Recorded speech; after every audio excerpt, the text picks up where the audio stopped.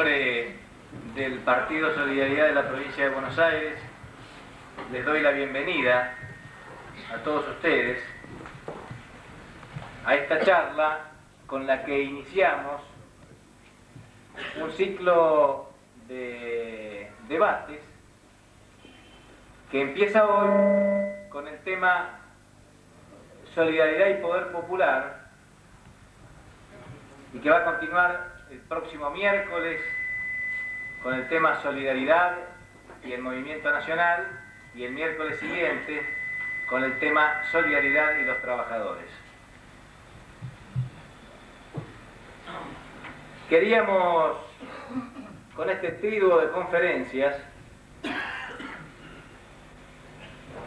celebrar, recordar, manifestar nuestra íntima y fervorosa adhesión a este mes, el mes de julio, que es un mes típicamente peronista.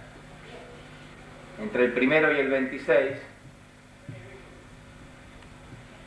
se fueron a la gloria los que nos guiaron y nos siguen guiando por el camino de una Argentina que puede ser, aunque no sea, y de una Argentina que será, sin duda, con el esfuerzo nuestro.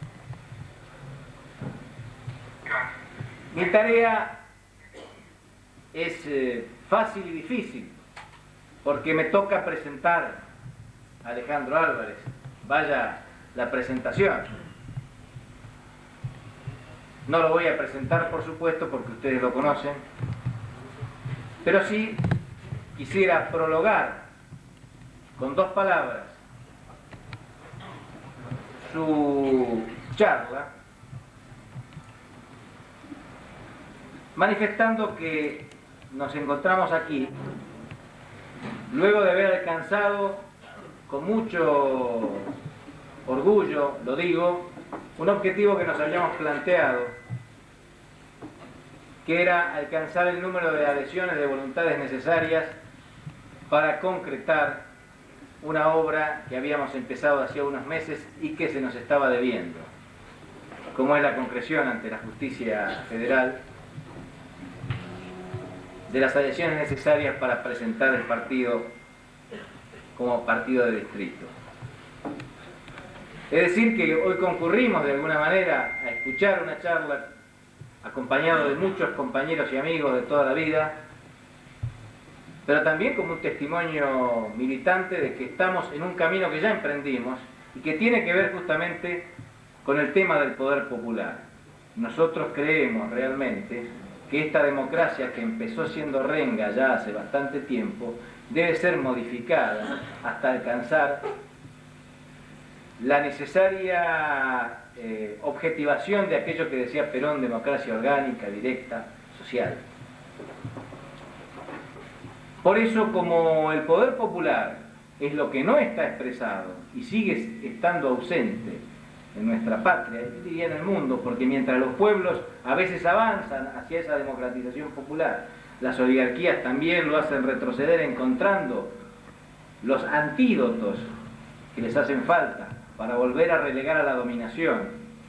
Por eso hoy le pedimos a Alejandro, que es el que ha ideado todo esto, el que ha inspirado y el que con su testimonio ha demostrado cómo es posible transformar el poder popular solidariamente en el poder de la nación, en la nación misma.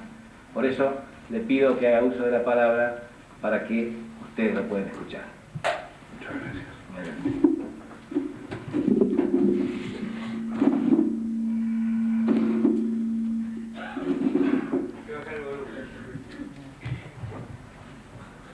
Largaron el oficio. Bueno, en principio, buenas noches a todos, compañeras y compañeros. No sé si se oye, creo que se oye bien, ¿sí? ¿Se oye bien en el fondo? Sí.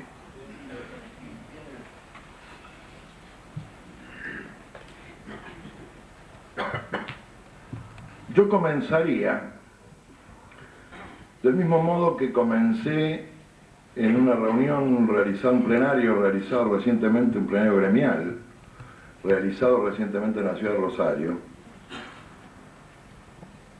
con una pregunta que, si bien retórica, creo que merita ahondar sobre las respuestas posibles, que es: ¿qué nos ha traído acá? Y yo diría, y por esto lo de la pregunta retórica, contestándome, diría que nos ha traído acá la ruptura. La Argentina vive un proceso de ruptura de su historia, de ruptura de su continuidad jurídica incluso, de ruptura de su costumbre social, de ruptura de su propio proceso en aras de convertirse en una nación independiente. O mejor dicho, de construir una personalidad que es la personalidad de los argentinos. Y del mismo modo que nos trae esta ruptura hasta aquí, en la puerta de este lugar y adentro de este lugar, entonces, ya el problema que tenemos no es la ruptura que hemos dejado afuera y que quizás nos haya motorizado para llegar hasta aquí. Al menos ese es mi caso. Lo que nos interesa no es la ruptura, que ya la conocemos, sino que lo que nos interesa es la continuidad. Es decir, como decimos vulgarmente, bueno, ¿cómo sigue? Porque acá hay una cosa que ha desaparecido. Hay algo que no está, y que aquellos que tienen cierta capacidad de decisión, al menos en los medios de difusión, dicen no existe más. Yo creo que se equivocan y que los muertos que ellos matan gozan de buena salud, pero es bueno probarlo. Creo que reuniones de este tipo, que se hacen en la Argentina de hoy a millares, están probando de que efectivamente hay una continuidad. Y que esta continuidad, y que la discusión en rigor, y la contribución que podemos hacer a una discusión que es global y que abarca a todos los argentinos, sin distinciones, de ningún carácter, es precisamente la discusión respecto de la continuidad. Bueno, ¿cómo sigue la Argentina? ¿Cómo sigue o cómo se construye sobre la ruina de lo que fue? Yo no creo que nosotros debamos venir aquí o a cualquier lado, a llorar sobre la leche derramada, o a llorar sobre el pasado, que tiene sus cosas malas, buenas, despreciables algunas, encomiables y gloriosas otras, desde luego. Pero la historia siempre es así. No es distinta de eso. Digo, cualquier tramo de la historia es así. De cualquier historia, incluso. Lo que a nosotros me parece que estamos buscando en la búsqueda de la continuidad es precisamente, al preguntarnos cómo sigue, es hablar del futuro. Yo no quiero fincar o asentar o apoyar una conversación de este tipo o una charla de este tipo sobre lo que podría esperarse, legítimamente quizá, sobre la crítica al proceso que estamos viviendo. Porque respecto de la crítica al proceso que estamos viviendo, cada uno de ustedes tiene mucho más que decir que yo. ¿Y por qué es así? Y es así porque yo puedo decir, puedo hablar de la feria como según me va en ella, y cada uno de ustedes puede hablar de la misma manera, y si reunimos esto es mucho más de lo que se puede decir desde una tribuna pública. Es más también de lo que el pensamiento o el pensar político puede efectuar como crítica.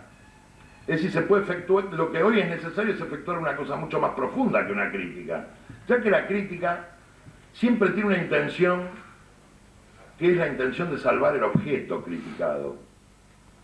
Hay una crítica siempre, mala o buena, áspera o no, dura o blanda, siempre una intencionalidad subyacente en salvar el objeto criticado, ver qué se puede salvar de esto. Y yo no efectúo una crítica de esto porque creo que no se puede salvar nada. Y que además no lo merece. Porque verdaderamente lo que ha perecido, si ha perecido, merecía perecer. Y lo que no ha perecido continúa. Y eso es lo que merece continuar.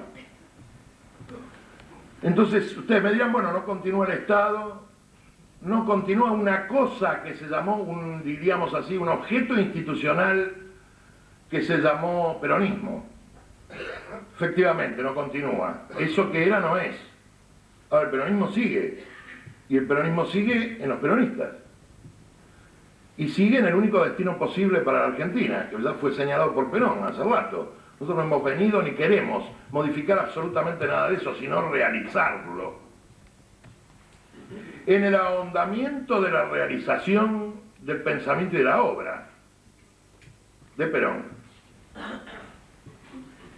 es que se inserta para nosotros un pensar actual, un hacer actual respecto de la solidaridad. Y en función de la explicitación de precisamente este concepto que para nosotros en este momento es global, más que la justicia, por ejemplo, y no me salten a la garganta todavía, esperen un momentito y vamos a entendernos quizás, es que nosotros hemos llamado a este proceso de solidaridad.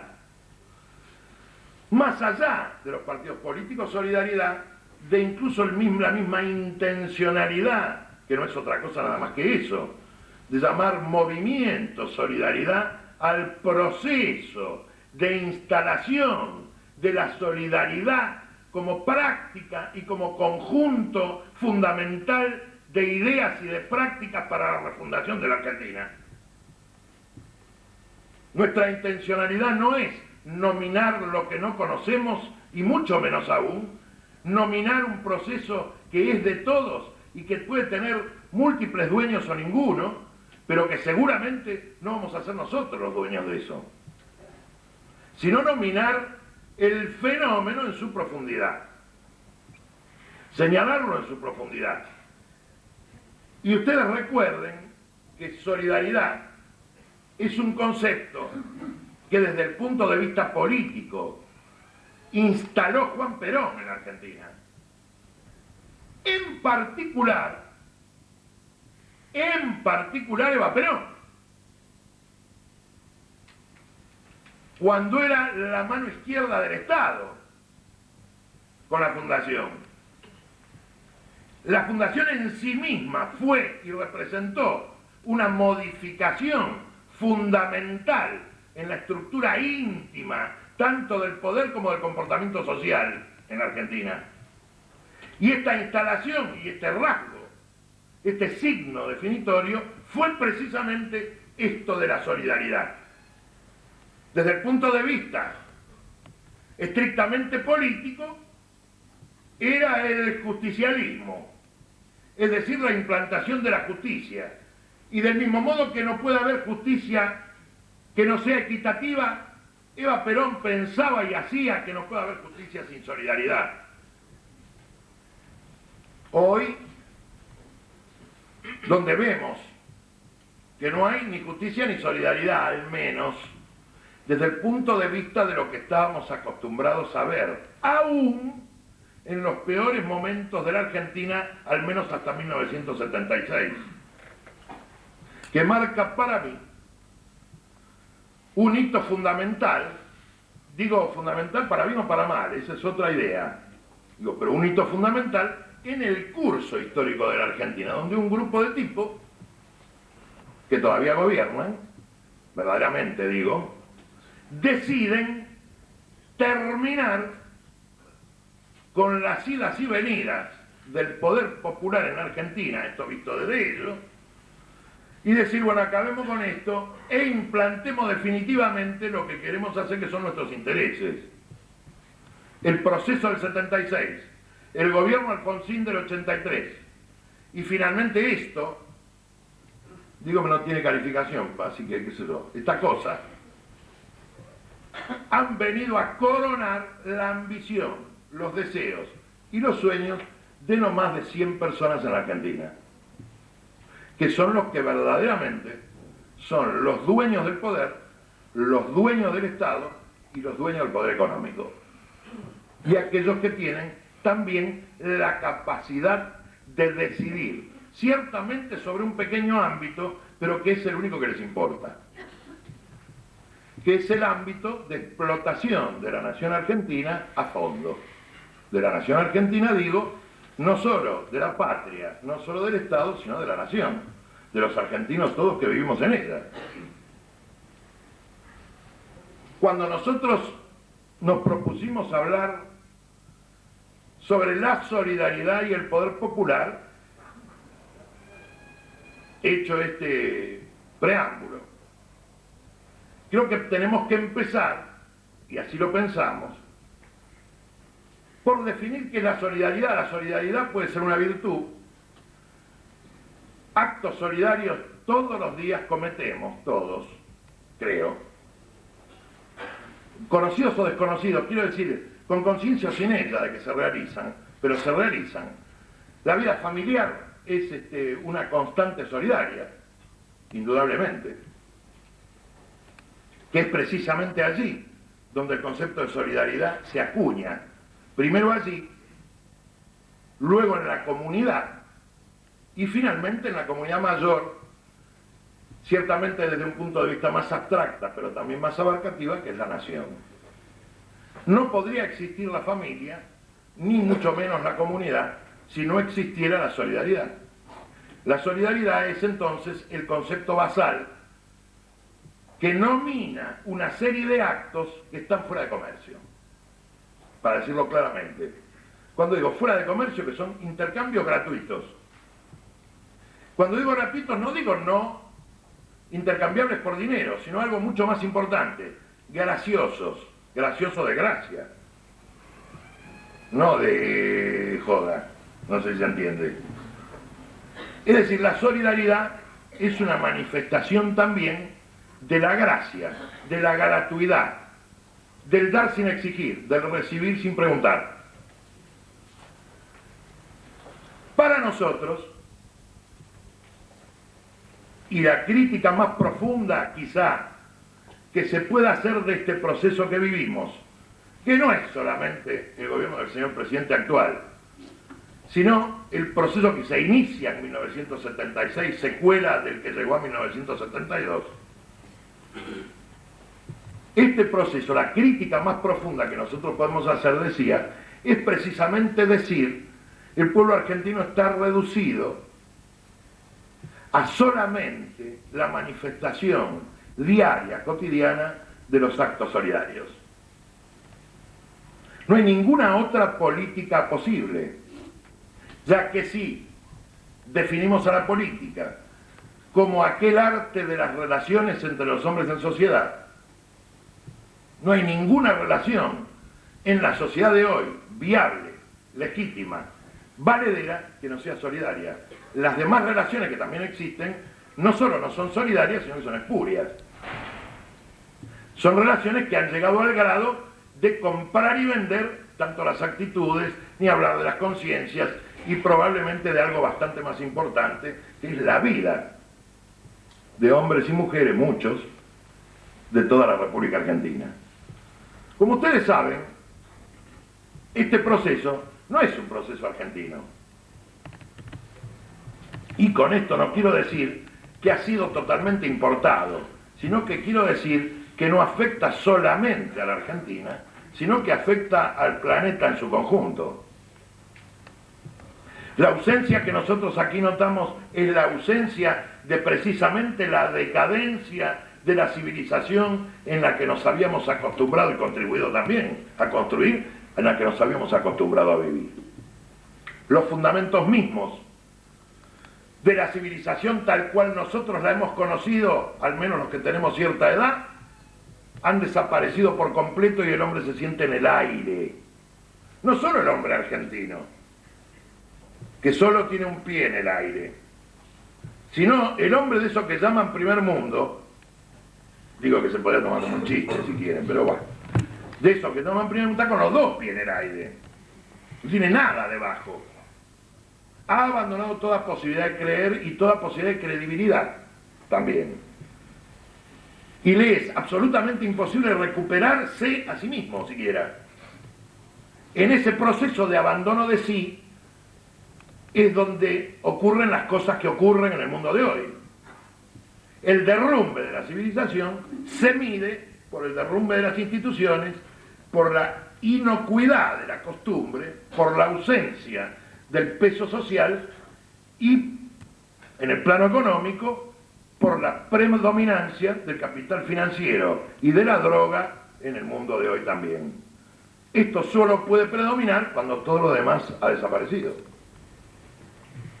Esos dos procesos, el proceso financiero y el proceso de la droga, se alimentan y retroalimentan uno al otro, y esto es a lo que asistimos, no a mucho más. Más allá de los adornos que los medios de comunicación masiva y que algunos que usan de esos medios se esfuerzan por hacer reinterpretar, decir o adornar. La realidad lata, la realidad extrema, la realidad misma es esta.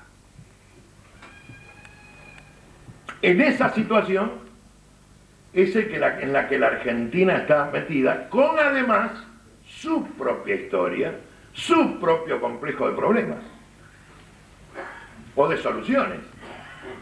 Porque resulta también que hoy en este momento, donde algunos difuntean, o pretendían por lo menos, extender el certificado de función de Perón como figura política, ideológica, filosófica, como maestro y además como fundador verdadero de la Argentina, en ese momento aparecen polacos que son peronistas o un señor que es candidato a presidente de Estados Unidos que habla de Perón, qué sé yo. Digo, muestra claramente esto, por un lado, la unicidad de la crisis global, y por otro lado, una particularidad, que es una particularidad argentina, inserta en el proceso de respuesta a la crisis mundial. De modo tal de que nosotros no estamos tan mal, diríamos, con perdón. Y no estamos tan mal ¿por qué? Primero, por aquella cuestión de que todo lo que muere merece, todo lo que nace merece perecer, y ha perecido lo que merecía perecer, por un lado. Y por otro lado, porque paradójicamente en esta triste situación de nuestra patria, es el momento también donde es posible que el peronismo se convierta en una doctrina mundial, en una resolución o solución para los problemas que el mundo actual tiene, al menos en Occidente, o en lo llamado Occidente, en el llamado Occidente. Cuando nosotros hablábamos entonces de solidaridad, nosotros tomábamos la palabra solidaridad en todos sus contenidos y pretendemos hacerla centro del conjunto de la interpretación de la realidad y también fuente de toda actividad táctica, práctica y estratégica de la política o de cualquier otra actividad humana en sociedad. Cuando el general Perón tomó del mismo modo el concepto de justicia, y en particular el concepto de justicia social, esto era posible porque había forma de impartir la justicia, había manera de impartirla. La conquista del Estado por el peronismo, por Juan Perón en particular, significó la posibilidad de impartir justicia. Impartir justicia significa resolver con equidad problemas o litigios entre partes, de modo que en todo acto de justicia está el juez o el tribunal y las partes. Nosotros creemos hoy que no se puede hablar de justicia ya que no existe el lugar del juez, físicamente, de que la conquista del Estado siquiera tampoco resolvería el problema, porque el problema de que el Estado argentino tiene no es que hay malos administradores, malos funcionarios y una política errónea, no, es algo peor, es que el Estado mismo ha desaparecido y que ese Estado no sirve, no es ni eficaz, ni lo suficientemente extenso, ni lo suficientemente reducido, tampoco. Y recuerden aquel aforismo de Perón: gobierno centralizado, Estado descentralizado y pueblo libre. Quiere decir que no reúne ninguna de esas condiciones, carece de la eficacia para cumplir el destino que la Argentina necesita, merece y tiene. Por lo tanto, bien destruido está, más allá de que nos deje, no un vacío, sino una pregunta que es, primero, ¿qué es el Estado? Y segundo, ¿cómo se construye un nuevo Estado? Que no es el problema de hoy, sino el problema de mañana o pasado mañana, no más. Un problema que se irá resolviendo, así lo entiendo por lo menos, en la misma medida en que nuestro pueblo, todos, vayamos reconstruyendo nuestra herramienta fundamental, que es el movimiento nacional.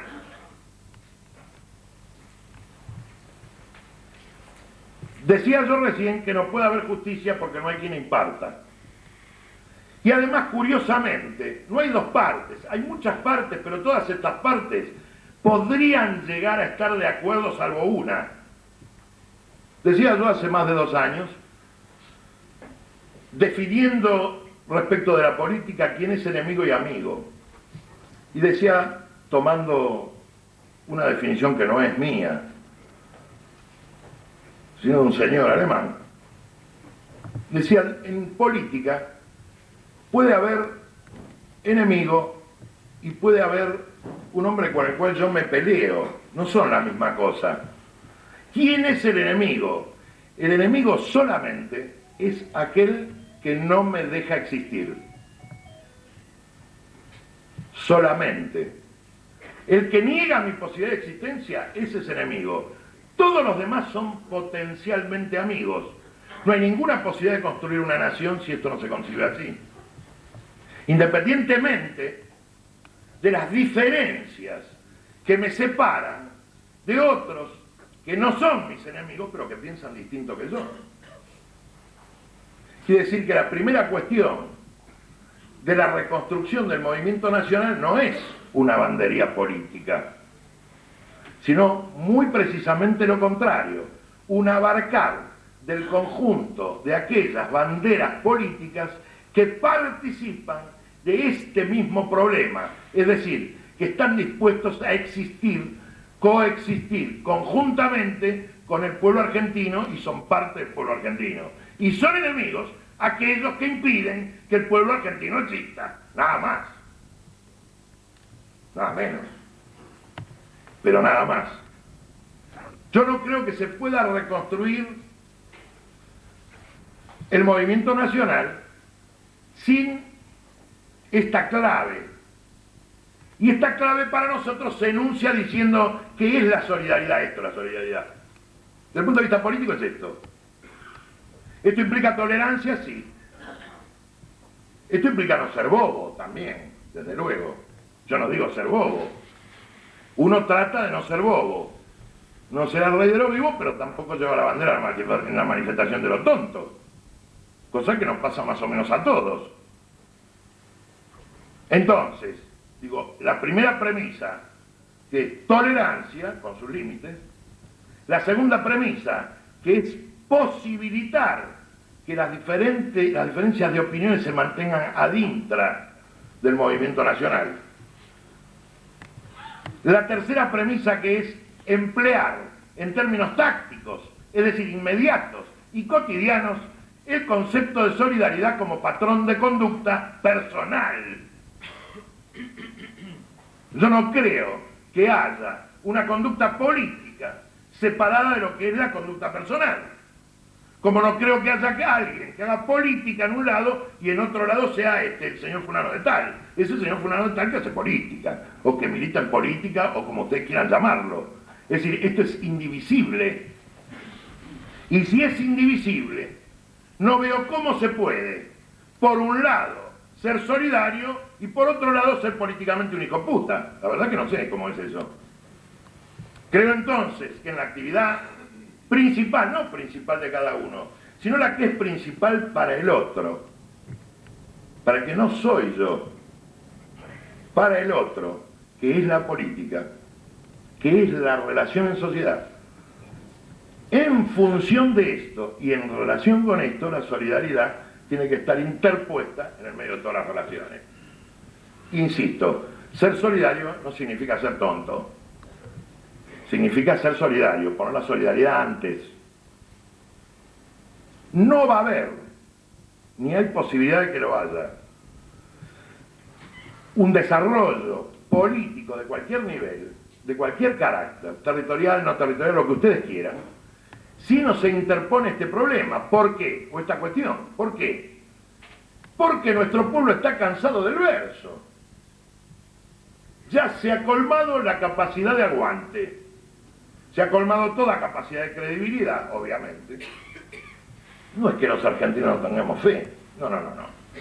Lo que no tenemos es confianza en los tipos que se plantean como o salvadores de la patria, o salvadores de algunos intereses, o simples repartidores de caja pan, que es lo mismo. Ya eso se acabó. Entonces, ¿qué espera nuestra gente? Nuestra gente espera los gestos, espera los hechos. Y miren ustedes qué casualidad, que yo no creo tampoco que haya política sin hechos. La política solo está constituida por hechos. No hay una cosa llamada política que no sea acto. Y entonces el tema nuestro, o el tema de aquellos que tienen interés por sacar a la Argentina de esta situación, piensen como piensen, es el tema de los actos que realizan. Bueno, a eso me refiero yo cuando digo solidaridad. Digo, estos actos que realizan estos hombres deben ser actos presididos por la solidaridad. Si esto fuera así, se acabaría, por ejemplo, la lucha por la preeminencia, la lucha por una cosa que se ha visto mucho, que yo he oído mucho y nunca he comprendido, este tema de los espacios, no sé qué es, si es astronomía, la verdad que no sé, pero se usa mucho, ¿no? Como si alguien le pudiera afanar el espacio a alguien, no sé cómo es. Yo ocupo el que ocupo, más no puedo ocupar, más tampoco me interesa ocupar, menos tampoco, menos ni hablar. Y creo que cada uno nos pasa lo mismo, no sé cómo alguien puede pensar semejante cosa. Creo yo que esto está profundamente ligado, y esto tiene que ver con nuestro tema, porque decía la solidaridad y el poder popular, con qué es el poder. Y ustedes discúlpenme, porque yo he venido a voltear ídolos falsos, pero es necesario. Entonces la gente cree, alguna que gente, no, la gente no, porque la gente sabe de qué se trata. Digo, en general, digo, a este nivel, ¿no? Disculpen, estos que estamos acá, yo pluralizo, yo también. Estos que estamos acá, solemos pensar que el poder es la capacidad que un grupo de tipos tienen para imponerle su voluntad al resto. Esto era cierto, perdón, nunca fue cierto, pero esto era creído y generó lo que generó esta civilización. En 500 años hizo todo su periplo y ahora desaparece. Y lo que deja es un campo de ruinas. Ni siquiera aquellas 3 columnas rotas que decía Perón que quedaban de la antigua Roma. Nada, deja un agujero. Ahora, ¿no será, yo me pregunto, no será porque esto significó, esta idea del poder significó una guerra general de todos contra todos? Y esta guerra general de todos contra todos estaba presidida por 2 ideas fundamentales. La idea de la construcción del individuo, por un lado, y la segunda idea, más general y más grave, que es que el hombre es el amo de la historia. Ni el problema es la construcción del individuo, sino la construcción de la persona, porque se construye el individuo fuera de la sociedad, sin sociedad y contra la sociedad. Y la persona solo se puede construir en familia, en comunidad, en sociedad. Y la diferencia es esta, es una diferencia diametral. Y la otra cuestión, que es que el hombre es el amo de la historia, bueno, creo que la providencia, en su sabiduría y también en su docencia, ha demostrado con estos fenómenos últimos de que el hombre no es un carajo el amo de la historia. Que a gatas puede intentar comprenderla, que su ámbito de acción es la historia, ciertamente, que el hombre, todos los hombres, cada uno de nosotros somos en la historia, pero que el amo de la historia no es el hombre.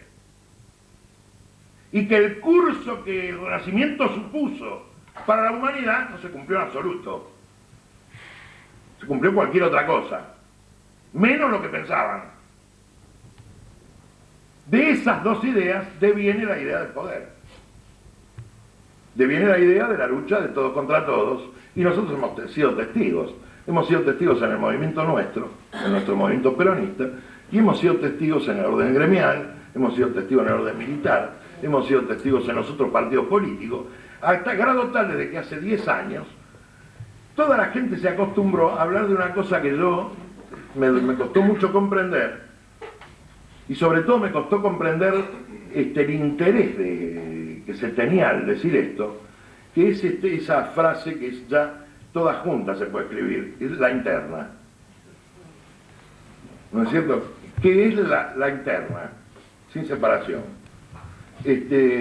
Sinceramente, eso que llaman la interna no es otra cosa que el campo de batalla donde los argentinos nos hemos matado metódicamente entre nosotros mientras los de afuera nos fanaban la cartera. Así de simple. Nosotros no estamos dispuestos más, y cuidado, que hemos participado, obvio, porque no creo que se pueda hablar de esto si no se ha participado. La crítica externa de las vestales que se rasgan las vestiduras cuando un tipo se tira un pedo,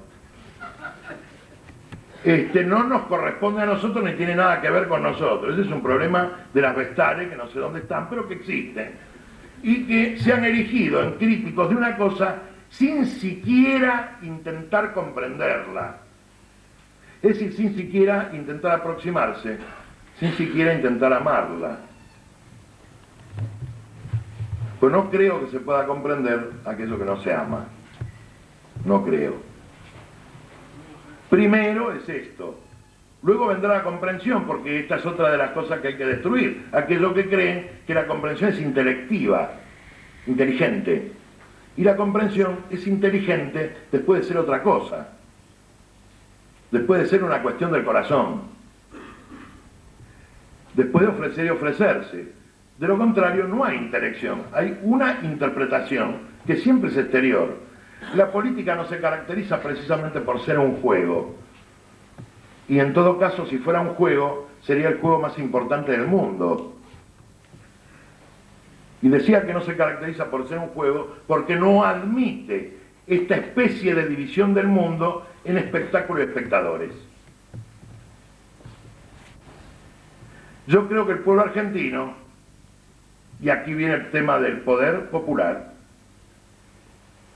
está en un proceso de abandonar su calidad de espectador, calidad en la que fuera colocado por el terrorismo militar, el terrorismo alfonsinista y finalmente esta nada aterrorizante del gobierno actual. Hablamos.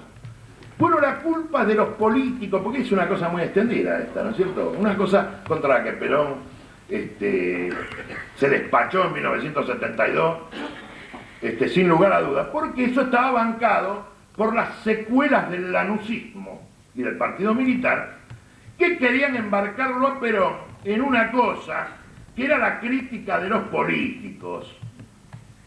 Y yo estoy de acuerdo con la crítica de los sinvergüenzas, la crítica de los chorros, la crítica de los malos funcionarios, me parece bien. No solo me parece bien la crítica, bueno, pero eso es otra cosa. Digo, me parece bien también algunas cosas más. Pero ese no es el problema, porque tras la crítica a la globalización o generalización de los políticos o de la política, está la idea de que dejemos esto en manos de los que saben. Idea del diario La Nación, muy conocida, desde siempre, y idea también de algunos otros epígonos del diario La Nación, pero que se muestran como una especie de semipopulares que recorren el camino de la villa y el qué sé yo, pero siempre con esta idea. Con la idea de que ellos hacen política pero no lo son. Bueno, nosotros sí hacemos política y sí somos. Y además no somos corruptos, no robamos, no estamos dispuestos a entrar en la mentira y estamos dispuestos a sacar a la Argentina adelante. Cuando se habla de la política, entonces, hay que distinguir. ¿Distinguir qué cosa? Una cosa es el arte y la ciencia política y otra es el chanterío organizado para robar. No confundamos. Porque mañana, como decía un tipo, uno va a un odontólogo que le arruina la boca, no puede salir diciendo los dentistas son todos unos sinvergüenza, porque eso es una estupidez. Va a otro dentista que le va a arreglar la boca, seguro. Se encontró con un chanta, bueno, tuvo mala suerte. Nosotros tuvimos una mala suerte más bien concentrada, porque, claro, sí, porque están todos los chantas juntos.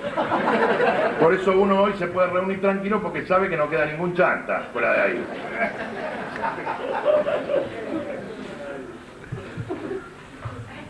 Y venía a cuento esto en relación a que, por ejemplo, se podría decir, bueno, resulta que ustedes hacen la crítica a la estructura íntima de los partidos políticos porque ha permitido, incentivado precisamente el chanterío, además de su secuela, las coimisiones, el robo, bueno, todo lo demás, ¿no? Que ya se sabe. Y sin embargo van a ser unos partidos. Y digo, sí, pero eso es incoherente. No, eso es coherente. Y ahora voy a explicar por qué.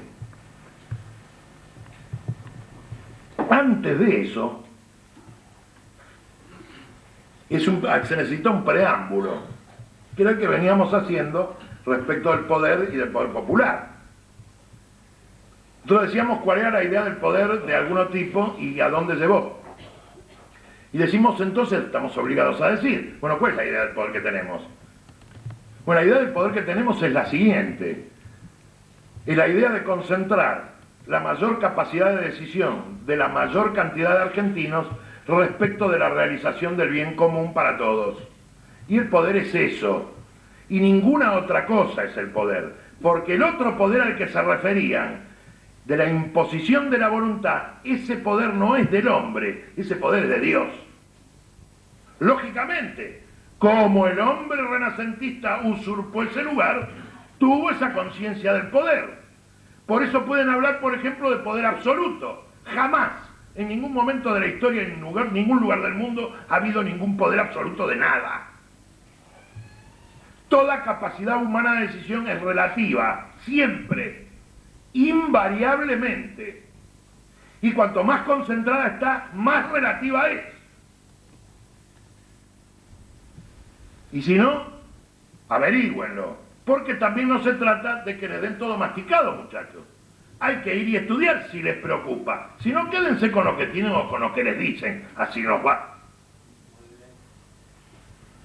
Decíamos entonces que esta es la idea del poder. Y obviamente que cuando decimos poder popular es una redundancia. Es decir, no hay otro poder que no sea popular. Siempre tomando el poder en estas condiciones y en este nivel, que de este plano el hombre no puede salir, quiera o no quiera. Y este es el plano donde se realiza la política, donde la política se hace real. Por otra parte, única forma de comprobar su existencia, en estos actos. Entonces, cuando nosotros decimos solidaridad y poder popular, decimos la conciencia o el concepto de solidaridad es lo único que puede reunir poder. Y le podemos agregar popular si ustedes quieren, pero para mí es lo mismo. Porque lo otro no es poder, es otra cosa. En general es tiranía. En el mejor de los casos, dictadura. Ya que hagamos la diferenciación necesaria. Que tiranía es no solo no querida, sino que es ilegal e ilegítima. Y la dictadura es, desde los tiempos de Roma, una magistratura constitucional, necesaria en los momentos en que la patria está en peligro. No es lo mismo. Claro, la mezcolanza neoliberal y socialdemócrata de la época hace que cualquier cosa valga y que el idioma haya sido tirado por los suelos peor que alpargata de gordo.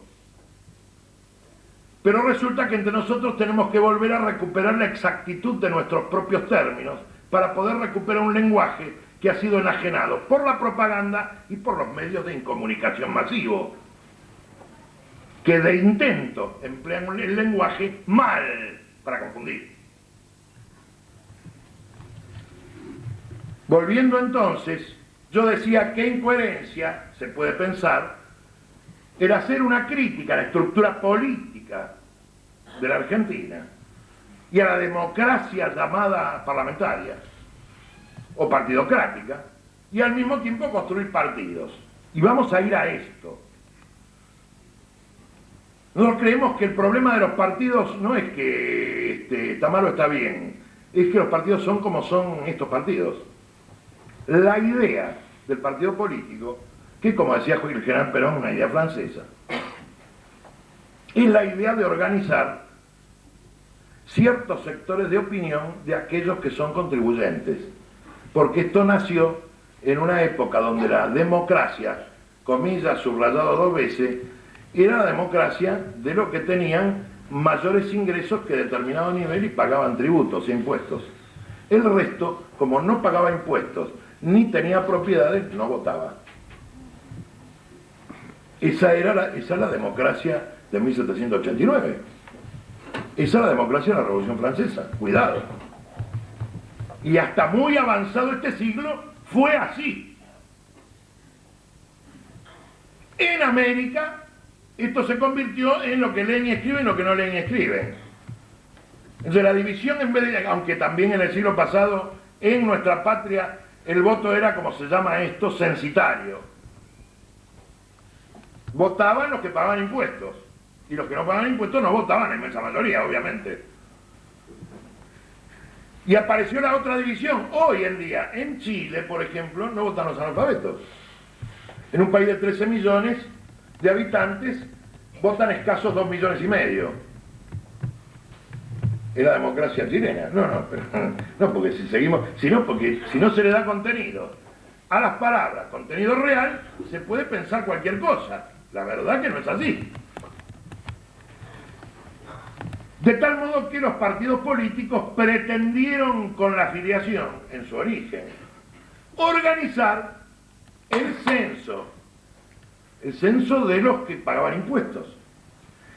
Como eran pocos, el partido era un órgano de expresión de la diversidad de opiniones entre los que pagaban impuestos. Para todo esto, el pueblo en general estaba totalmente afuera. Cuando los tipos hablan del pueblo, se refieren a eso. Pero esto pasaba en Grecia también. Cuando los atenienses hablaban del pueblo, hablaban de los ciudadanos, que eran 15.000 para 1,5 millones de habitantes. No sé si está claro. El resto, metecos, hilotas, esclavos, libertos, que no votaban, ni participaban, ni eran ciudadanos. No ha mejorado mucho en 2000 años, la verdad.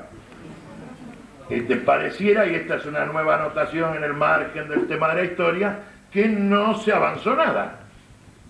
Digo, usamos otra ropa, algunos de nosotros no tenemos cadena, o algunas no se ven, que es el avance tecnológico más importante, la invisibilidad de las cadenas. Claro, de eso no habla nadie, pero es así. Pero sigue el tema esencial no cambió, en absoluto. La constitución del movimiento nacional, es decir, de la forma peronista del movimiento nacional, alrededor de 1945, constituyó una ruptura grave de esto. ¿Cuál era la posición de los partidos políticos? La posición de los partidos políticos no era ideológica, no era por lo que quería hacer Perón o por lo que decía Perón, sino que era que le había robado la clientela, la verdad. Sencillo. Sin afiliaciones, porque en aquel entonces se aprobaban los partidos políticos por un mero acto judicial nada más, sin presentar afiliados, sin nada. No es como ahora, que como ahora se hizo dura la lucha por la clientela, cada vez se exigen más en la justicia. Claro, es como si de golpe hubiera muchas sociedades anónimas, y los tipos que llaman las sociedades anónimas basta, porque ya son muchas. En esto pasa exactamente lo mismo y lo estamos viviendo por experiencias. Se le ha asignado últimamente entonces al afiliado el carácter, la naturaleza de decisor, tanto de las conducciones partidarias, por distrito, por localidad o en el orden nacional, como de las candidaturas de los mismos niveles. Ustedes saben que esto es una falacia, que no hay tal decisión. Primero, porque cada vez vota menos gente en las llamadas internas. Segundo, porque la gente que vota es la gente que está relacionada por relaciones de contraprestación con los candidatos.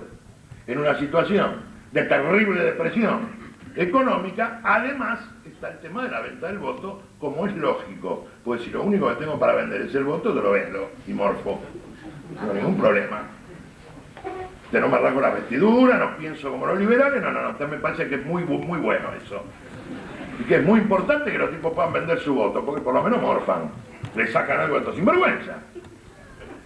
Entonces, de eso nosotros no tenemos nada que decir, pero nosotros sí podemos decir respecto de la estructura de este clientelismo. Y decimos, nosotros vamos a construir partidos, pero no queremos partidos afiliados. Necesitamos el número exacto de afiliados que la justicia quiere. Simplemente porque es una del mismo modo que si necesitáramos poroto, botella de plástico, no sé, cualquier cuota necesaria para eso. Y no por desprecio a quienes se afilian, cuidado, sino porque creemos que en realidad las organizaciones políticas, en lugar de ser organizaciones de afiliados, deben ser organizaciones de electores. Cuando decimos organizaciones de electores, nos estamos refiriendo a todos los hábiles para votar y ser elegidos en cualquier lugar y en todas las situaciones. Es decir, no nos estamos refiriendo a los afiliados a un partido político, sino que nos estamos refiriendo, de acuerdo al padrón actual, que es falso, a 18,5 millones de argentinos, en principio, que están en condiciones de ejercer el derecho al voto. De esos 18 millones y pico de argentinos, ¿cuántos están afiliados a un partido político? Una cantidad, pero muy pequeña. Además de todos los que están afiliados y lo han olvidado porque es mejor no hablar. ¿No es cierto? Por ejemplo, el Partido Justicialista, que llegó a tener 3 millones de afiliados no sé qué, en las internas no vota el 0,01% de esa cantidad, como lógicamente ocurre, y correctamente ocurre. Ahora bien, nosotros no queremos, decíamos, partido de afiliados, sino partido de electores. ¿Qué significa esto? Significa que los afiliados van a decidir quién conduce el partido, pero no van a decidir quiénes son los candidatos. Quienes son los candidatos lo tienen que decidir jurisdiccionalmente la gente que vive en el terreno, sea afiliada, no afiliada, esté de acuerdo, no esté de acuerdo, sean radicales, cura, colchonero, rey de bastos, caraduro, polizón. No nos interesa ni quiénes son ni cómo son, nos interesa que vivan en el lugar, nada más. Y nos interesa que el partido sea el custodio de este poder, que no es solamente el poder de elegir los candidatos, sino la capacidad de sostener organismos de decisión durante el mandato de los candidatos. Pues no se trata de elegirlos, se trata de elegirlos, vigilarlos y conducirlos. Y estos son los órganos que el partido debe crear en cada jurisdicción territorial. Para esto es el partido y para esto creamos partidos. Y les voy a decir, además de estas razones, que son razones estructurales y en orden al desarrollo del poder político, de nuestra gente y de nuestro pueblo, también hay otro tipo de consideraciones. Consideraciones que son de carácter analítico, es decir, que podemos entrar en un análisis un poquito más profundo, y también de concepto.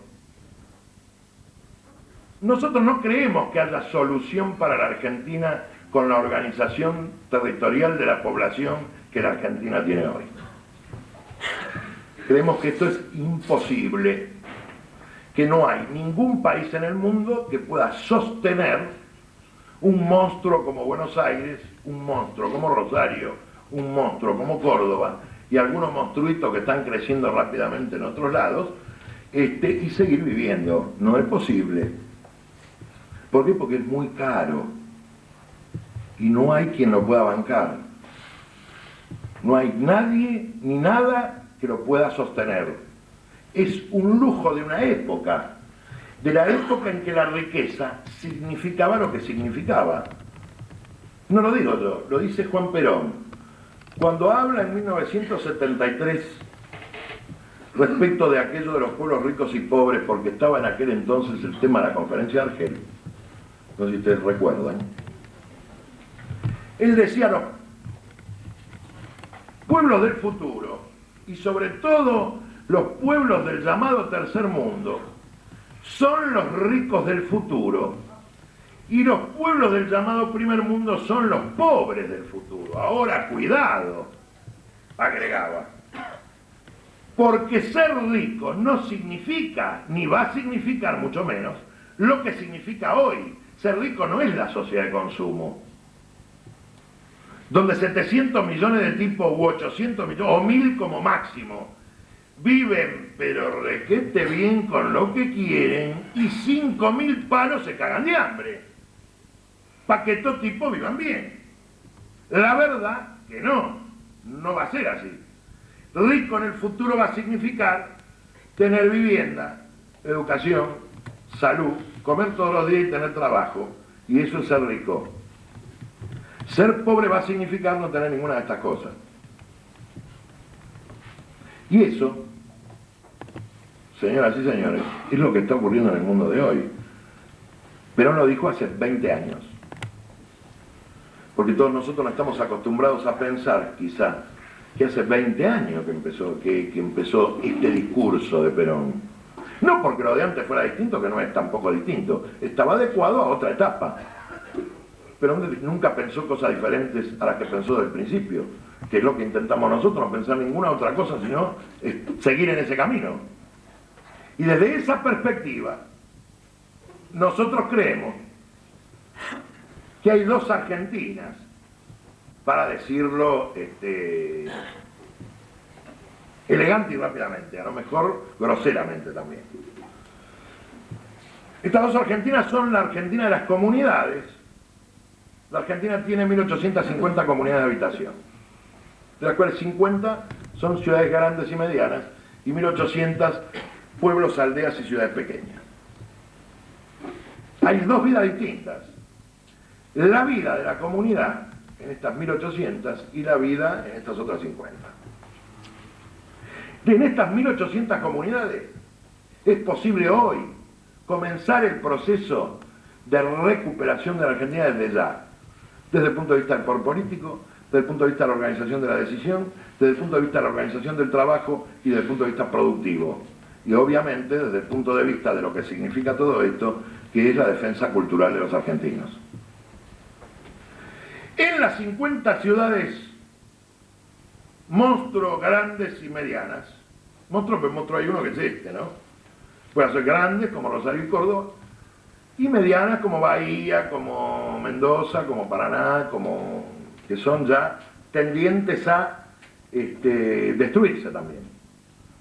El proceso de urbanización en las grandes ciudades ha llevado a la ruptura de la comunidad física, personal e interpersonal que podía existir y que aún existe obviamente en el pequeño pueblo y en la pequeña ciudad, a la desaparición de eso, pero no solamente a esto, como son caras que ha hecho el Estado en su proceso de desaparición, las ha dejado liberadas a su propio albedrío. Su propio albedrío es la destrucción.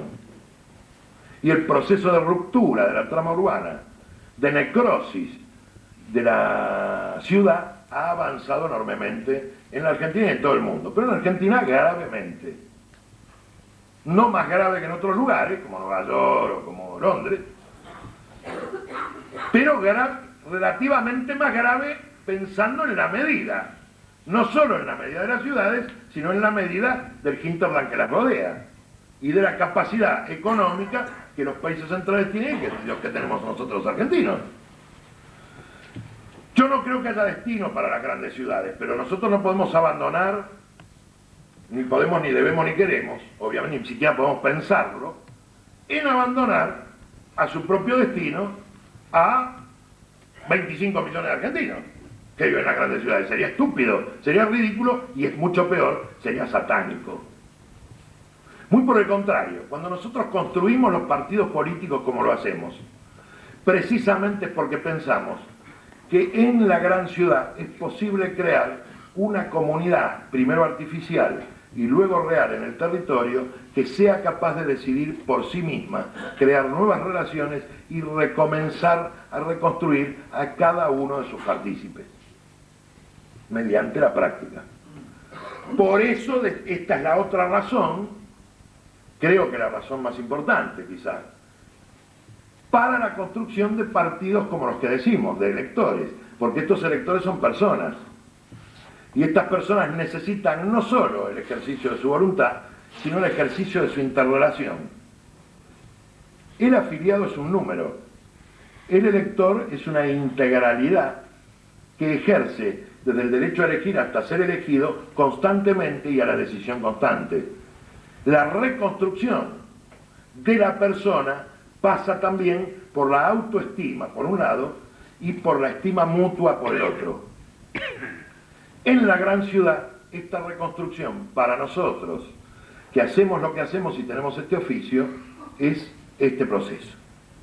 En los pequeños pueblos y ciudades, ya está en marcha una cosa que nosotros llamamos política de comunidades, a donde concurren las organizaciones de la sociedad que ya existen allí, cuya capacidad de decisión en el Estado municipal y cuya capacidad de organización del pueblo en su conjunto están demostradas a esta altura.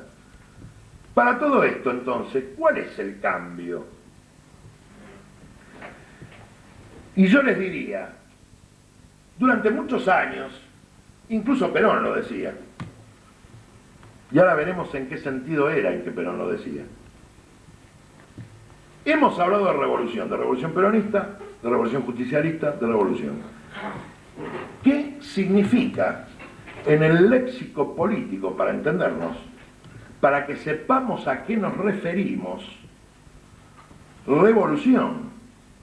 Porque desde un punto de vista, por ejemplo, el proceso del 73 o del 72-73 barrió con una cantidad de argentinos que creyeron que la revolución era el de noviembre del 17 en la Unión Soviética. Que la revolución era eso. Porque hay un problema de homonimia. Llamamos con el mismo nombre a procesos opuestos. Suele ocurrir esto. Entonces, abocados a la tarea en la que estamos, me parece que debemos aclarar qué significa esta palabra. Y no es que Perón hiciera trampa, que no es cierto, sino que cuando hablaba de revolución, hablaba de la revolución política, que significaba lo que él estaba haciendo. Y yo para esto, desgraciadamente no lo traje, pero lo puedo más o menos citar. Hay una carta de don Vicente López y Planes, el autor del himno nacional, fechada en enero de 1830, dirigida al general San Martín, que se carteaba frecuentemente, donde el viejo López y Planes le dice quiero hacerle una reseña de estos 20 años de nuestra revolución. Y entonces dice, desde el principio hubo un proceso donde se confundió la revolución y la contrarrevolución. López y Planes dice, la revolución era el mayo y el 16, pero era también la conservación y el desarrollo de nuestra propia tradición y el desarrollo de nuestras instituciones políticas según nuestro propio genio. Y entonces apareció la contrarrevolución, traída por aquellos que estaban encandilados por las luces de Europa, aquellos mismos, acoto yo, que el general Lavalle, pobre, llamó los hombres de la casaca negra, y los acusó de ser los verdaderos instigadores del fusilamiento del coronel Dorrego. Ahonda en esto don Vicente López y Planes y dice, la historia de estos 20 años puede interpretarse en esta dialéctica de revolución y contrarrevolución. Y él escribe, apenas caído Rivadavia, al que señala como el más grande representante de la contrarrevolución.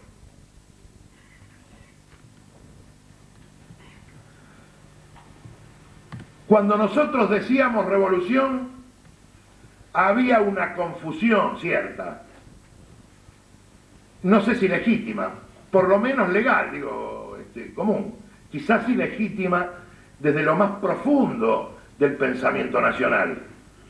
Pero como ocurre con estas cosas siempre, se requiere trasegar mucha agua, trasegar mucho vino, consumir, decía un amigo, muchos sacos de sal en común y que pase tiempo, para que uno se dé cuenta también de dónde nosotros colectivamente o individualmente, que es lo mismo, llamábamos mal a nuestro propio proceso.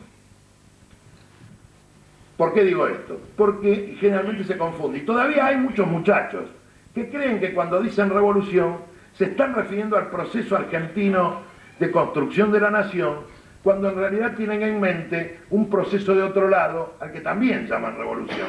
Y creen que porque se llaman igual el proceso es el mismo. Y no es el mismo. No sé si es opuesto, pero en principio no es el mismo. Para nada. La Argentina nació, no en 1810, por supuesto, porque no estamos ni en la historia de Grosso ni en el colegio primario, sino bastante antes. Yo decía una vez aquí en este lugar, o en un lugar parecido, sí, aquí, pero arriba, que la Argentina nació cuando don Martín del Barco Centenera la bautizó como Argentina en 1580. Porque lo paradójico de la Argentina es que su nombre existió antes de ella misma.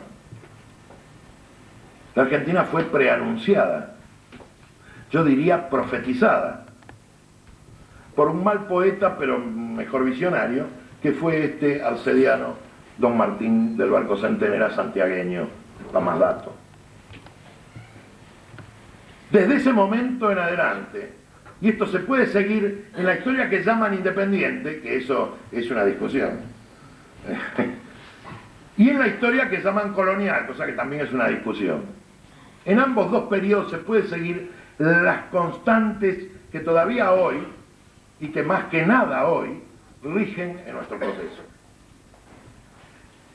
Yo creo que fueron partícipes del movimiento nacional, en tanto portadores de la idea y el espíritu de la Argentina, de lo que la Argentina sería después, de una visión quizás profética, quizás histórica, o quizás individual de sueño, tanto el virrey Ceballos, último gobernador y primer virrey del Río de la Plata, como el general Perón. Creo que en lo que pensaban y en lo que hicieron no hay diferencia. Creo que el movimiento nacional estaba presente en los blandengues que persiguieron a los piratas paulistas hasta los corrieron a patadas casi hasta Río de Janeiro, con Ceballos, como en los peronistas del 17 de octubre y en los de hoy. El espíritu ese era el mismo. El movimiento nacional es anterior a la Argentina y es el que da origen a que don Vicente López y Planes, 20 años después del 10, liga estas cosas. La Argentina nace de un acto de voluntad, no de existencia política, sino de existencia autónoma, independiente en este sentido, de la cultura mestiza de este pueblo. Los resultados políticos son muy posteriores. El movimiento nacional encarna esto a profundidad. Es por lo tanto nuevo en ese sentido de mal nombre, revolucionario, pero no es revolucionario como los jacobinos franceses. Es tradicional, aunque no sea tradicional en el sentido que los europeos daban en aquella época a la palabra tradición, que era quedarse con la monarquía española, por ejemplo, sino que se refería a nuestra propia tradición, a la tradición enraizada y engastada en este suelo. Por eso Rosas, uno de los más grandes argentinos, se llamó restaurador. La izquierda moderna, duró poco, ¿no? Pero digo, la izquierda moderna, y sobre todo ahora el pensamiento, el alocado pensamiento, alocado digo porque tiene quiebra la muñeca, socialdemócrata, supone que restauración tiene un tufo de ancien régime, como decían los teóricos franceses posteriores a la revolución de 1789, que execraban el antiguo régimen, por supuesto. Así hicieron que la verdad que para semejante candil era mejor quedarse a oscuras. sienten este tufo porque son de cultura y extracción francesa. Y nada o poco, desgraciadamente, tienen que ver con nuestra patria, con nuestro suelo concreto, con nuestra gente concreta, con la de todos los días. O sea, con nuestro pueblo. No existe ningún pueblo que viviendo en el mismo lugar juntos durante un periodo no engendre un espíritu, una individualidad, diríamos, una personalidad, un rasgo que lo distinga. Y el pueblo argentino tiene estos rasgos que lo distinguen. Se distingue un argentino a kilómetros, en Europa, en Estados Unidos, en cualquier lado. Yo lo he vivido como experiencia y remito a la experiencia de muchos que quizás les ha pasado exactamente lo mismo, y es así. No sé qué es lo que nos vende, pero es muy raro que uno se equivoque. En el medio de una multitud, y sin hablar. No, es importante esto. Porque esto es la impregnación, esta es la presencia de la historia y de la cultura en cada uno. Lo sepa o no lo sepa, no me importa. No tiene nada que ver la conciencia que se tenga de ello. De modo tal que nosotros, como el movimiento nacional ha sido siempre, somos restauradores. No restauradores del viejo régimen, restauradores de nuestra patria, de nuestro pueblo, de nuestra cultura, de nuestra propia civilización, a la que amamos y de la que vivimos. Y a la que también contribuimos a crear y recrear. Cuando se habla entonces de revolución, aquí en nuestro seno, se debería hablar de restauración. Cosa a lo que los invito, mucho más, aunque también, que como homenaje a Rosas, como viva encarnación del proceso que nos proponemos. Porque nos proponemos restaurar. Nos proponemos restaurar a nuestro pueblo en su dignidad, a nuestra gente en su derecho, a nuestra patria en el lugar que le corresponde, grande o pequeño, a nuestra soberanía, a nuestra cultura, a nuestro Estado y finalmente también a aquellos que nos gobiernen, que han de ser criollos también. No se entera ahora. Yo no le tengo miedo a las palabras, porque trato de usar el lenguaje con la mayor precisión posible para decir lo que quiero decir. Nosotros tenemos un idioma maravilloso, para mí el mejor del mundo,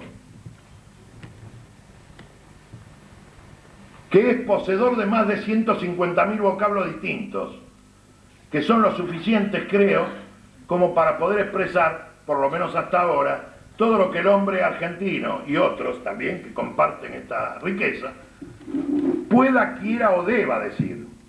De modo tal de que el uso con precisión de nuestras palabras no solo tiende a dejar en claro qué pensamos, sino también a restaurar nuestro idioma tan trabajado y tan mechado y tan combatido, tanto por la invasión contracultural como por los elementos de la contracultura que significan los medios de incomunicación social. Por eso yo no me niego a usar ninguna palabra, la usen ellos o no la usen. Nosotros somos democráticos, por ejemplo. Dicen, no, ¿cómo vas a hacer? Si yo soy democrático, porque yo quiero un régimen de democracia social, orgánica y directa, por lo tanto soy democrático. ¿De qué estamos hablando?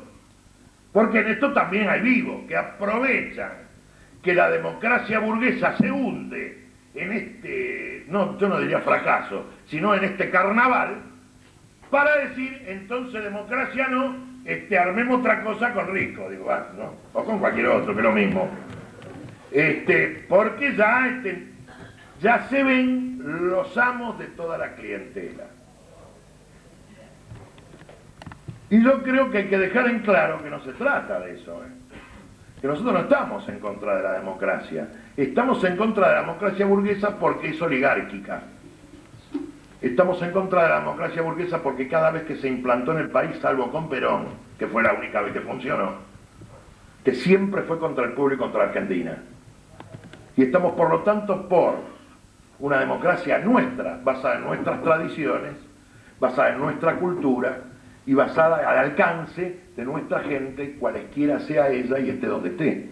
Por eso democracia social, por eso orgánica y por eso también directa. Hay finalmente algunos que hablan de reforma del Estado, reforma... Todos los tipos que hablan de reforma están en contra de la restauración, porque lo que quieren reformar es este gobierno, que este gobierno sí es revolucionario. Ellos son los revolucionarios. Sí. Ellos son los revolucionarios, los del 89 y los del 17, ahí están. Como estuvieron con Alfonsín, como estuvieron en los interregnos militares, como estuvieron antes de Perón con Uriburu, como estuvieron con Justo, como estuvieron con Rivadavia, con Roca y con los criminales del 60.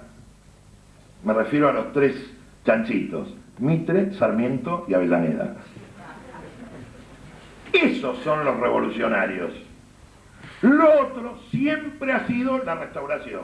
¿La restauración de qué? La restauración de la patria, la restauración de lo propio.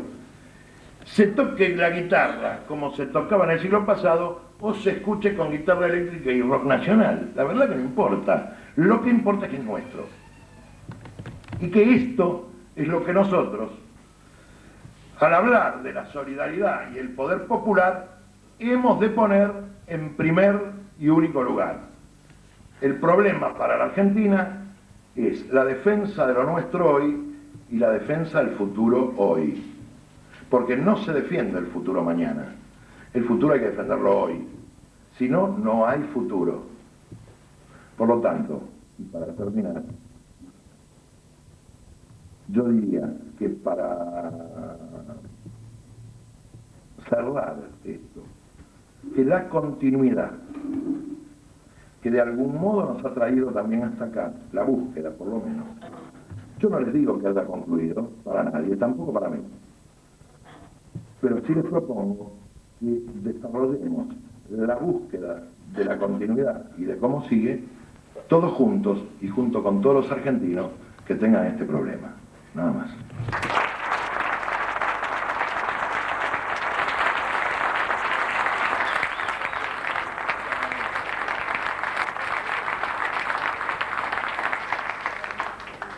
Yo quisiera ahora, para no dejar de la construcción de una herramienta que es la más urgente, aunque hemos definido que no es la más importante, que es el Partido Solidaridad. Sí. Toda la puesta en marcha de una energía en la construcción de esa primera parte, que fue la presentación de carácter jurídico del Partido Solidaridad.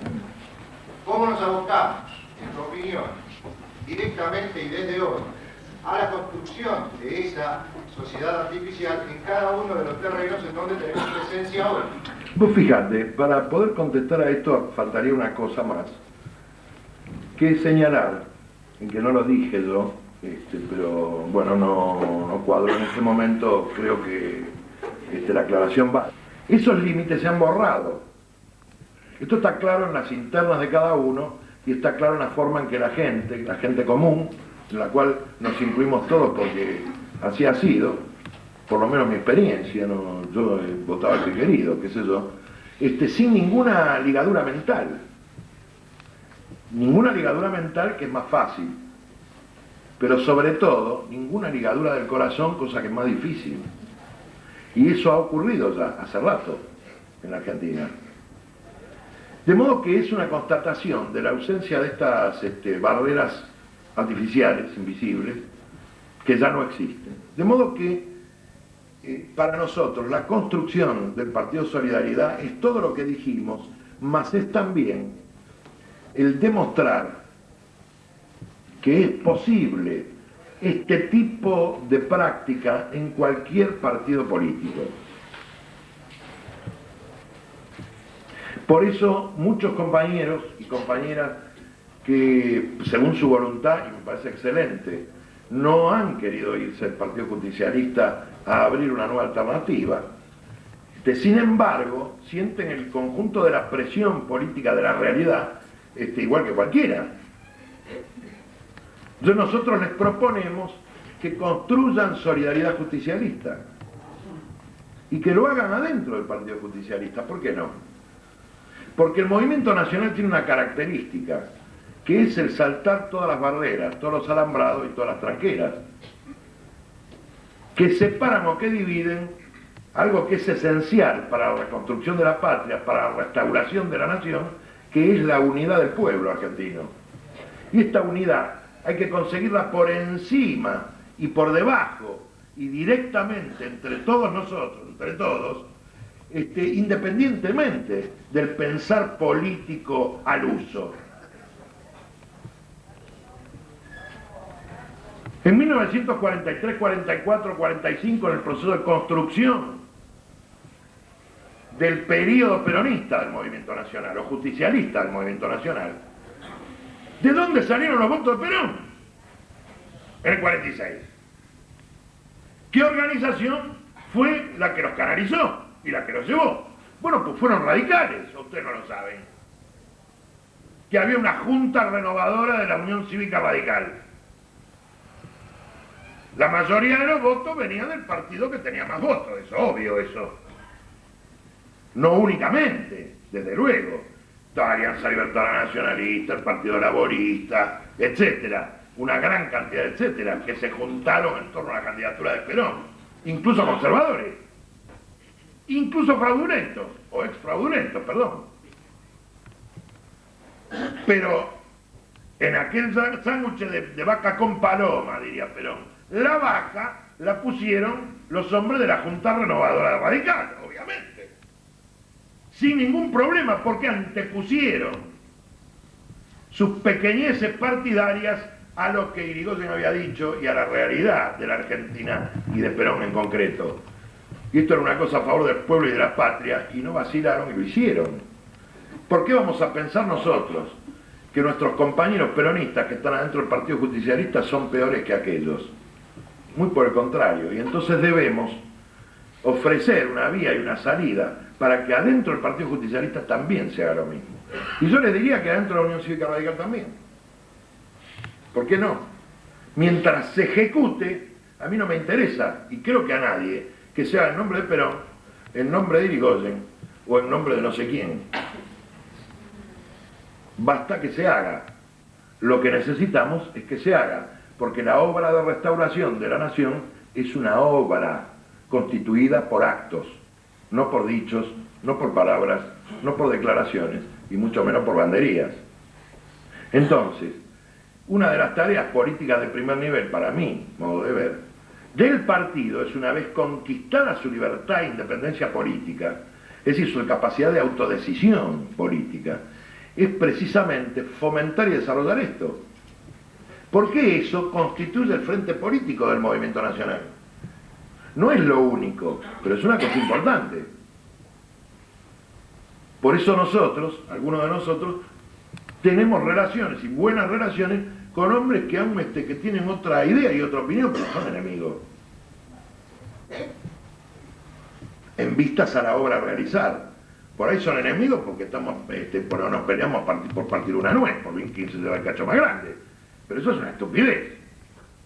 No son enemigos en el sentido que a ellos como a nosotros nos impiden existir los mismos tipos. Y necesitamos la existencia, tanto ellos como nosotros, y la Argentina es para que todos existan.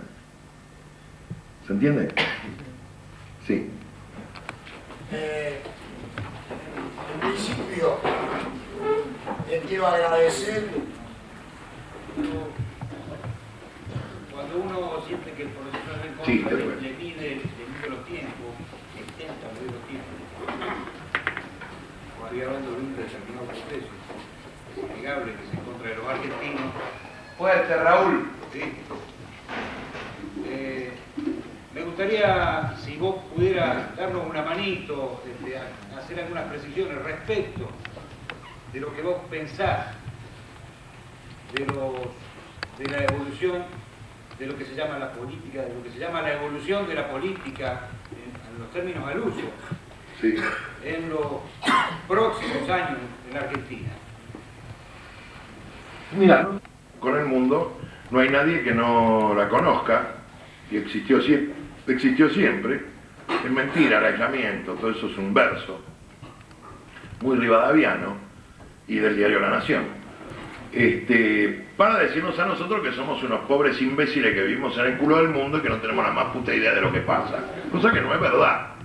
Porque porque nosotros somos lo que pasa. No otra cosa. La televisión la inventó la Nación 100 años antes, cuando decía estas cosas. Y hablaba del espectáculo de Europa a estos indios, a estos negros de mierda, como decían ellos, para demostrarles qué era lo que había que hacer y cómo se monta un espectáculo. Una cosa que ustedes no saben, tontos, y no se daban cuenta, ni la Nación, ni por supuesto los muchachos, que le importa un carajo el diario de la Nación, como siempre, más bien a mí tampoco, que la historia se hace todo lo tipo, cada tipo y cada día, siempre, y esta interrelación es irremediable. No es que me gusta o no me gusta, es que es así. Ahora bien, por estas razones y otras, que son de política comúnmente conocida, es imposible hablar de las perspectivas si no se habla de lo que ocurre en el mundo. ¿Y qué ocurre en el mundo? Y ocurre la disolución. ¿Qué va a ocurrir? Ocurre que, llegado a punto de fractura, la civilización llamada occidental, la Unión Soviética, se derrumbó, obviamente, pero era imposible que se sostuviera. Desaparecidos los supuestos que le dieron origen, que no son los supuestos del marxismo, guarda, sino son los supuestos comunes del conjunto de la civilización occidental, que son los supuestos del Renacimiento. Nadie fue más maquiavélico que los comunistas. Y Maquiavelo vivió en el siglo XVI en Florencia. Que yo sepa, no había comunismo, digo yo. Mucho más importante fue Maquiavelo en la política soviética, interna y externa, que Marx o que Lenin. Claro, ahora hay muchos que lo dicen, nosotros decíamos antes. Cuando decíamos el problema no es ideológico, el problema es político, ni es económico, es político. Y entendíamos por político todo esto que estamos diciendo. No por la politiquita, sino por todo esto de que hemos venido hablando. Ahora bien, el derrumbe de lo que se llamó la Unión Soviética no significa la creación de un vacío, sino que significa la creación de un nuevo sistema político, también de un nuevo sistema económico, de un nuevo sistema de relaciones, que abarca el conjunto de Europa y la mitad de Asia, donde los países o los grupos líderes de esto no están en Moscú, sino en Berlín. Un patrón de interpretación no ideológico, para nada, sino mirando la realidad. Podría ser, bueno, todo lo que aquello por lo cual los nacionalismos centrales pelearon en la década de los años 30 y 40, por otra vía, de otra manera se está cumpliendo ahora. ¿Por qué peleaba Alemania? No peleaba por el Hinterland en el este, no peleaba por la paz en el oeste, sinceramente estoy hablando, no estoy hablando de guerra psicológica, sino la verdad. Peleaba por eso, con eso se cumple, ahora. Y el único país que está en condiciones de hegemonizar, no en el antiguo sentido del término, sino en el sentido actual del término, que no es menos hegemónico, sino que es menos visible, es Alemania, la Alemania unida de hoy. No podía resolverse el problema de Europa mientras no se unieran las dos partes de la llanura que divide el Rin. Y esto ocurre ahora. Inglaterra trabajó 500 años para mantener al Rin como un muro entre Alemania y Francia. Y ahora han decidido hacer fuerzas armadas comunes. Se acabó. Pero se acabó. Digo, la política a la cual nosotros estamos acostumbrados a analizar durante 1000 años casi, más de 1000 años porque de Carlomagno es así, está desaparecido. Otra cosa hay. Esto pasa en Europa, en el gran conglomerado, el continente eurasiático, y vean lo que pasa, vean ustedes lo que pasa en Estados Unidos, como decía Helmut Schmidt, ex canciller de Alemania Federal, en Buenos Aires hace un mes, en una conferencia en el CARI, cuando le preguntaron, estaba describiendo esto, y cuando le preguntaron por Estados Unidos, dice, mejor no hablemos porque ese es el tercer mundo del primer mundo.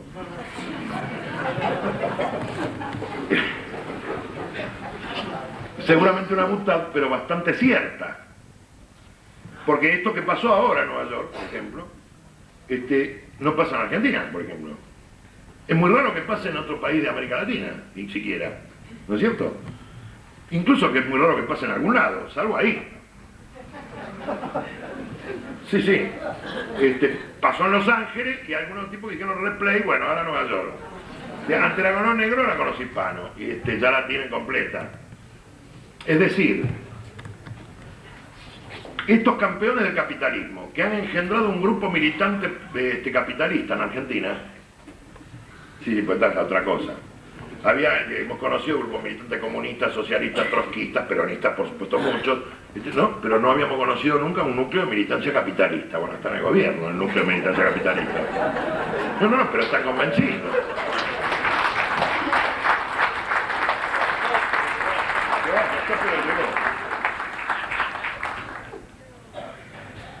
Por eso están de acuerdo con todo, se hallan a cualquier cosa, se bajan los pantalones, cualquier cosa es lo mismo. Porque son militantes de una que es esa. Ahora la hacen en el momento que desaparece. Un tanto incongruente, diría yo. Porque lo que ocurre con el capitalismo en el mundo es que está en una crisis de la más grave de su historia, si no la terminal, probablemente. En tanto, digo yo, no en tanto a lo que es, yo diría, a lo que ellos dicen que es el capitalismo. Ellos dicen que el capitalismo es la iniciativa privada, la capacidad de ser propietario de medios de producción, eso no está en crisis. Probablemente no esté nunca en crisis, eso. Lo que sí está en crisis es lo que eso, conducido de determinada manera y con determinado sistema ideológico y con determinado sistema político, produjo en el mundo. Eso es lo que está en crisis. Desde el punto de vista de lengua vulgar y de lo que hablamos, ese es el capitalismo. No el fenómeno económico de base llamado capitalismo por los economistas. Eso no está en crisis, está relativamente en crisis. Tiene una de sus crisis cíclicas, quizás graves, pero va a sobrevivir. Lo que no sobrevive es lo que engendró. Eso es lo que no sobrevive. Ellos se aprovechan de la confusión, de llamar capitalismo a dos fenómenos que son totalmente distintos y que tienen una relación en la misma medida en que fueron coexistentes, cooperantes y se usaron uno al otro, que fue el sistema político creado al amparo del capitalismo y la ideología protestante, ¿no es cierto? Y el sistema económico del capitalismo creado al amparo de la ideología escocista, que es otro quilombo, no tiene nada que ver,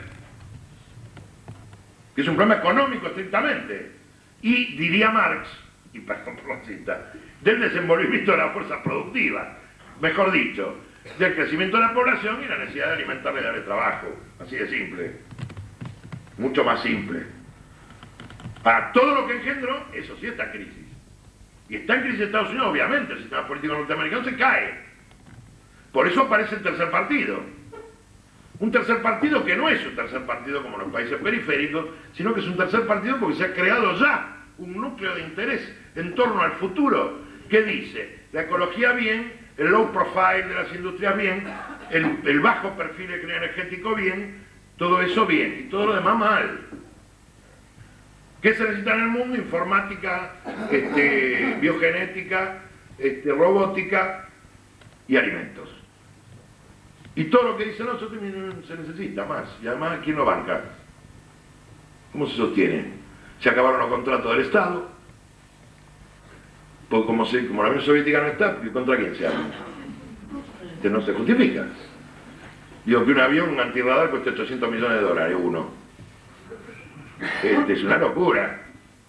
Mientras los tipos pasan lo que pasa, cagan a tiro en la calle por un confite. O se drogan en proporciones cada vez mayores. Estados Unidos tiene un cuarto de la población drogadicta, guarda. Esto es una suma que pasa a los 60 millones.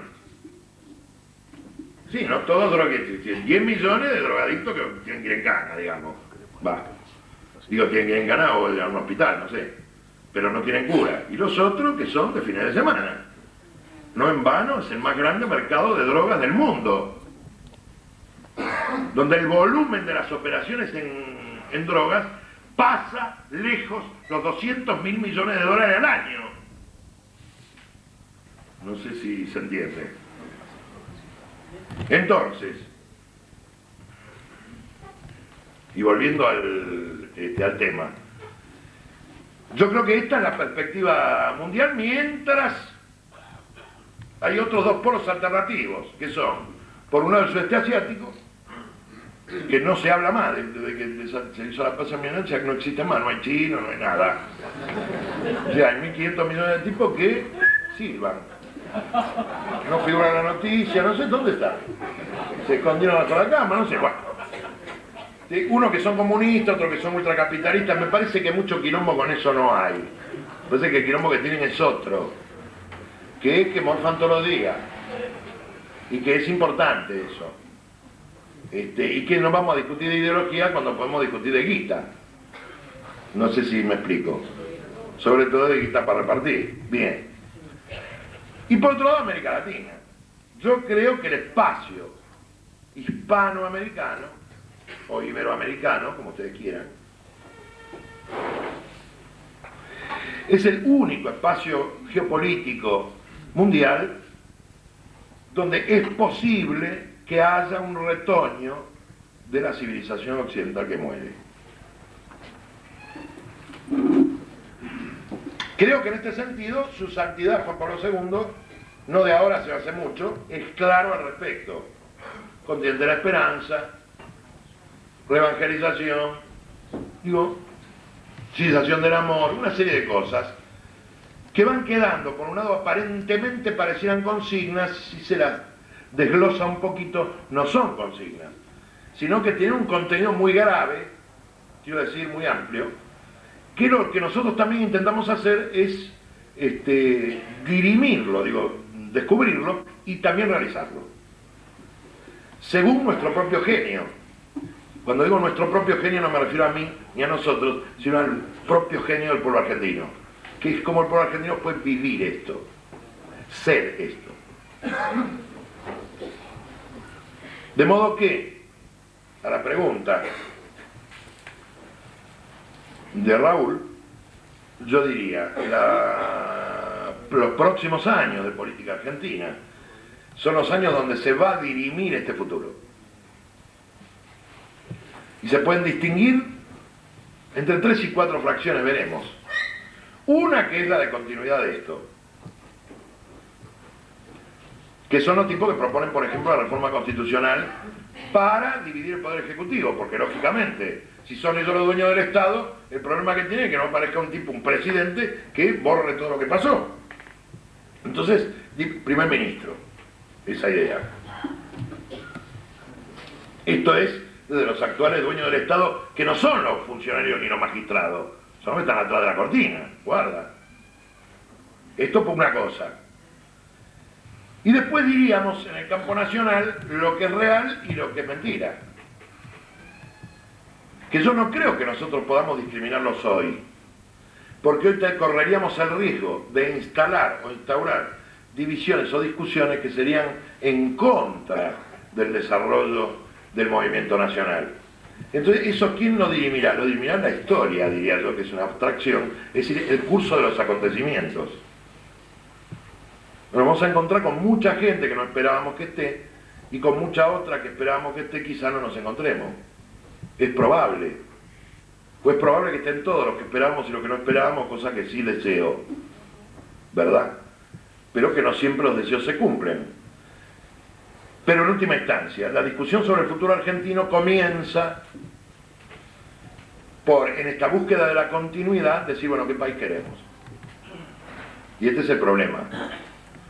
Porque hay quien cree que restaurar significa volver a poner todo en su lugar, en el lugar que tenía, o que restaurar significa seguir el curso de nuestra propia tradición y de nuestra propia raíz y construir una Argentina grande, libre, independiente, soberana, con un pueblo feliz, que es el objetivo verdadero, independientemente del orden que tengan las cosas. porque esto es lo esencial y el orden que tengan las cosas es lo inesencial y precisamente lo que divide o lo que puede llegar a separar. En esa discusión estamos metidos. Y en esa discusión creo que estamos metidos todos los argentinos. Nos guste, no nos guste, nos demos cuenta, no nos demos cuenta, pero todos los días discutimos eso. No discutimos otra cosa, discutimos eso. Porque esa es la discusión de la sociedad argentina verdadera. Se encubra como se encubra, se diga lo que se diga, ocurra lo que ocurra, esta es la discusión. El momento histórico de la Argentina es este. Es el de dar esta discusión.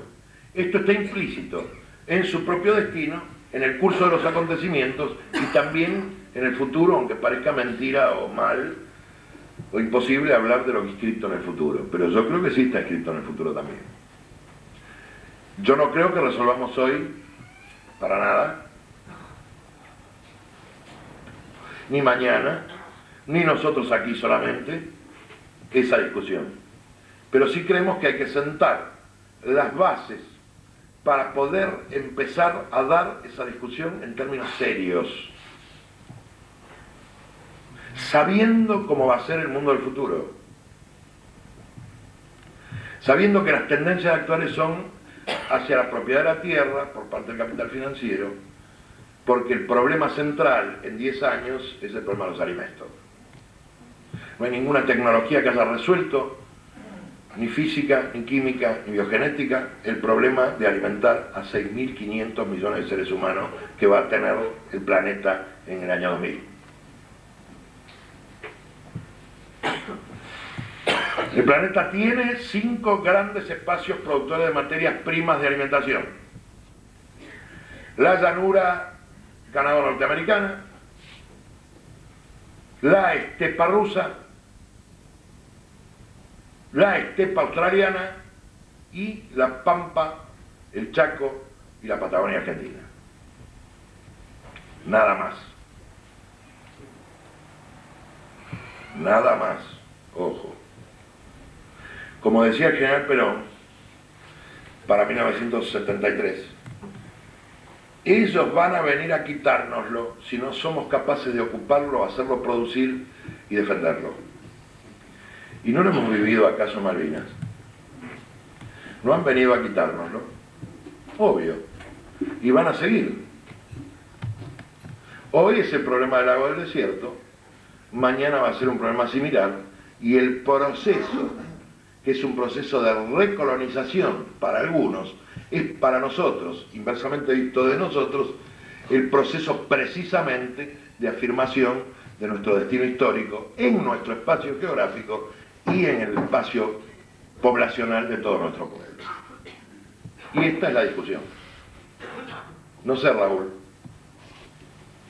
si es no te veo dónde estás. Si es suficiente, ¿sí? Bien. Contad. Hablaste de mucho